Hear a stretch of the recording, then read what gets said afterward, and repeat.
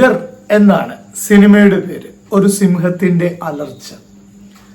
നമ്മുടെ സുരാജ് വെഞ്ഞാറമൂടും കുഞ്ചാക്കോ ബോബനും combo ഒരുമിക്കുന്ന cinema കൂടിയാണ് ഗർ.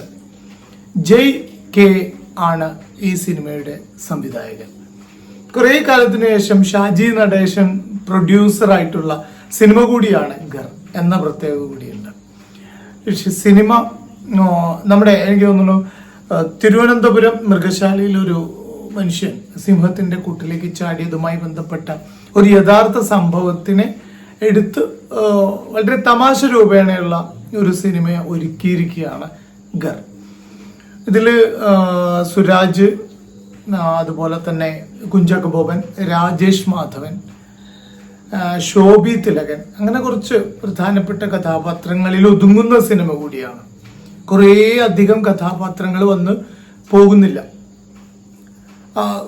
തമാശ രൂപേണയാണ് ഈ സിനിമയുടെ ഒരു യാത്ര വരുന്നത്.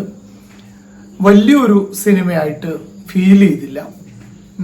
സ്ക്രിപ്റ്റില് എവിടേക്കോ കുറേ കഴമ്പില്ലാത്ത പോലെ. ഈ സിനിമയെ കുറിച്ച് നമ്മൾ എപ്പോഴും റിവ്യൂ പറയുമ്പോൾ ഞാൻ എപ്പോഴും ആഗ്രഹിക്കുന്നത്, ഞാൻ റിവ്യൂ പറഞ്ഞ് തുടങ്ങിയത് തന്നെ അങ്ങനെയാണ് കേട്ടോ. എനിക്കൊരു സിനിമ കണ്ടിട്ട് 4 ആളുകളുടെ മുന്നിലേക്ക് ഈ സിനിമയെ എത്തിക്കാൻ വേണ്ടി, അല്ലെങ്കിൽ ഞാൻ കണ്ട ആ സിനിമ നല്ലതാണെങ്കിൽ അത് കുറച്ചു പേരും കൂടി അറിയട്ടെ എന്ന് വിചാരിച്ചാണ് റിവ്യൂ എഴുതിയിടാനാണ് തുടങ്ങിയത്. പിന്നീടാണ് ഞാൻ വീഡിയോ ചെയ്തത്. അതുകൊണ്ട് തന്നെ അതിനിടയിൽ കാണുന്ന ചില മോശം സിനിമകളെ കുറിച്ച് ഞാൻ റിവ്യൂ ചെയ്യാറില്ല. കാരണം അതുമായി ബന്ധപ്പെട്ട് കുറേ ആളുകൾ ഇതിന്റെ പിന്നിൽ പ്രവർത്തിക്കുകയും അവരുടെ ഒരു പ്രയാസങ്ങളും സാമ്പത്തിക പ്രശ്നങ്ങളും ഒക്കെ ഉണ്ടല്ലോ ഇതിനകത്ത്. അതുകൊണ്ട് ഒരു മോശം സിനിമയെ കുറിച്ച് ഞാൻ സംസാരിക്കാറില്ല. ഇതൊരു മോശം സിനിമ എന്ന രീതിയിലല്ല സംസാരിക്കുന്നത്. എന്തായാലും ഗർ എന്നുള്ള പേരും ഒരു സിംഹത്തിന്റെ ചിത്രമൊക്കെ കണ്ടിട്ട് തന്നെയാണ് സിനിമയ്ക്ക് കയറിയത്. അതുപോലെ തന്നെ കുഞ്ചാക്കോ ബോബൻ സുരാജിന്റെ ഒരു കോമ്പിനേഷൻ. പിന്നെ ഈ സംഭവം അറിയാം, ഒരു സിംഹത്തിന്റെ കൂട്ടിൽ 2 പേര് പെട്ടുപോകുന്നു. അപ്പൊ ഞാൻ വിചാരിച്ചത്, ചിലപ്പോൾ എന്റെ വിചാരത്തിന്റെ ഒക്കെ തെറ്റന്നായിരിക്കും, ഒരു സർവൈവൽ ത്രില്ലർ ആയിരിക്കും സിംഹക്കൂട്ടിൽ പെട്ടുപോയ 2 പേർ എന്ന് തന്നെയാണ് ഈ ട്രെയിലർ കണ്ടപ്പോഴും മനസ്സിലായത്. പക്ഷെ സിനിമ അങ്ങനെ അല്ല. അപ്പോൾ ഉണ്ടായ ചെറിയ മാനസികമായ ഒരു താഴ്ച ഈ സിനിമ കാണുന്നതിന്റെ തുടർ കാഴ്ചയിൽ എന്നെ ബാധിച്ചിട്ടുണ്ടാവാം.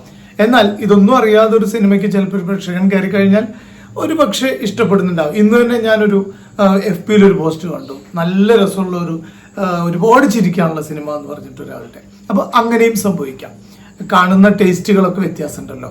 ഞാനും നിങ്ങളുടെയൊക്കെ, എന്റെയും നിങ്ങളുടെയൊക്കെ ടേസ്റ്റുകൾ വ്യത്യാസമുണ്ട്. അപ്പൊ അതുകൊണ്ട് തന്നെ ഒരു പക്ഷേ നിങ്ങൾക്ക് ഇഷ്ടപ്പെട്ടേക്കാം. എനിക്ക് തോന്നുന്നു കുടുംബത്തില് കുട്ടികൾക്കൊക്കെ ഫാമിലിക്കൊക്കെ ഇഷ്ടപ്പെടാൻ സാധ്യത ഉള്ള ഒരു സിനിമയാണ്. എനിക്കിതിന്റെ സ്ക്രിപ്റ്റില് അധികമൊന്നും കണ്ടെത്താൻ ഉണ്ടായിട്ടില്ല എന്നുള്ളത് തന്നെയാണ് തുറന്നു പറയാനുള്ളത്. അത് pakka my personal, my cup of tea എന്ന് പറയില്ലേ, അതുപോലെ തന്നെ ഇനിയിപ്പോ ഈ ചില സിനിമ ഉണ്ട് സ്ക്രിപ്റ്റിൽ അധികമൊന്നും ഇല്ലെങ്കിൽ ആ മേക്കിങ്ങിൽ മറികടക്കും. നമ്മുടെ സംവിധായകന്റെ ഒരു മിടുക്കുണ്ടാവാർ, നമ്മളെങ്ങനെ പിടിച്ചിരുത്തി. ഇത് അങ്ങനെയും ഇല്ല എന്നാണ് എനിക്ക് തോന്നുന്നത്. ഈ സിനിമയെ കുറിച്ച് ഇങ്ങനെ നെഗറ്റീവ് പോലെ പറയാൻ ശ്രമിക്കുമ്പോൾ ഉണ്ടാവുന്ന എൻ്റെ ഒരു പ്രയാസം ഉണ്ട് ഇതിനകത്ത്. അതുപോലെ തന്നെ പെർഫോമൻസ് വൈസ് നോക്കുകയാണെങ്കിൽ സ്റ്റാർട്ടിങ്ങിൽ കുഞ്ചാക്കോ ബോബൻ വളരെ രസകരമായിട്ട് തുടങ്ങിയെങ്കിലും പിന്നീട് നമുക്ക് കുറച്ച് അരോചകമായി ഫീൽ ചെയ്യുന്നുണ്ട്. അതുപോലെ തന്നെ സുരാജ് വെഞ്ഞാറമൂടൊക്കെ, സുരാജൊക്കെ നല്ല ഗംഭീര ആക്ടറാണ്. എനിക്ക് ഫൈനൽസ് എന്ന് പറയുന്ന ഒരു സിനിമയുണ്ട്, ഒരു സ്പോർട്സ് റിലേറ്റ് ചെയ്തൊരു സിനിമയാണ്. അതിനകത്തുള്ള ഒരു കോച്ചൊക്കെ ആയിട്ടുള്ള നമ്മുടെ സുരാജിന്റെ ഒക്കെ പെർഫോമൻസ്, അതുപോലെ തൊണ്ടി മുതൽ അങ്ങനെ ഒരുപാട് സിനിമയിൽ ഗംഭീര പ്രകടനം നടത്തിയിട്ടുള്ളതാണ്, കുഞ്ചാക്കോ ബോബനായാലും ഒക്കെ. പക്ഷെ ഈ സിനിമയിൽ അവരും ഇങ്ങനെ കിടന്നു എന്താ പറയുക ഉരുളാൻ തോന്നുന്നുണ്ട്. പലപ്പോഴും ആ സിംഹക്കൂട്ടിൽ പെട്ടിട്ട് നമുക്കത് ഫീൽ ചെയ്യിക്കാൻ അവർക്ക് പറ്റുന്നുണ്ടോ എന്ന് എനിക്ക് സംശയം. അത് നിങ്ങൾ സിനിമ കണ്ടവരാണെങ്കിൽ നിങ്ങളുടെ അഭിപ്രായം പറയാം. അത് വ്യത്യാസമാണെങ്കിൽ തീർച്ചയായിട്ടും വ്യത്യാസം പെടുത്തിക്കൊണ്ട് തന്നെ അടയാളപ്പെടുത്തണം, അല്ലെങ്കിൽ പറയണം. എനിക്ക് സിംഹക്കൂട്ടിൽ 2 പേര് പെട്ടിട്ടേ അവരുടെ മുഖത്തൊരിക്കലും ആ ഒരു പേടി കുറെ സമയത്തേക്കെങ്കിലും വന്നില്ല. ഇനി പേടി വരുന്നൊരു സീന് വരുമ്പോൾ പോലും അത് ആ രീതിയിൽ ഒരു സിംഹത്തിന്റെ എവിടെയാണ് പെട്ടിരിക്കുന്നത്, എങ്ങനെ രക്ഷപ്പെടണം എന്നുള്ളതിനെ കുറിച്ച് ആലോചിക്കുന്ന അത്തരത്തിൽ അവിടെയൊക്കെ ഇവരുടെ ഒന്നും പെർഫോമൻസിലല്ല പ്രശ്നം വരുന്നത്. അത് സ്ക്രിപ്റ്റിലോ സംവിധായകന്റെ കയ്യിലോ ഇത്തരം കാര്യങ്ങളില്ല എന്ന് തോന്നുന്നു. ഒരു വലിയൊരു സമ്പാദ്യം ഈ സിനിമയ്ക്കകത്ത് ഇല്ല എന്ന് തോന്നി. അതുകൊണ്ട് തന്നെ കൂടുതൽ ഈ സിനിമയെ കുറിച്ച് പറയുന്നില്ല. ഘർ എന്ന് തന്നെയാണ് സിനിമയുടെ പേര്. സിംഹക്കൂട്ടിൽ പെട്ടുപോയ 2 പേര് അവിടുന്ന് രക്ഷപ്പെടാനുള്ള അവരുടെ ശ്രമം.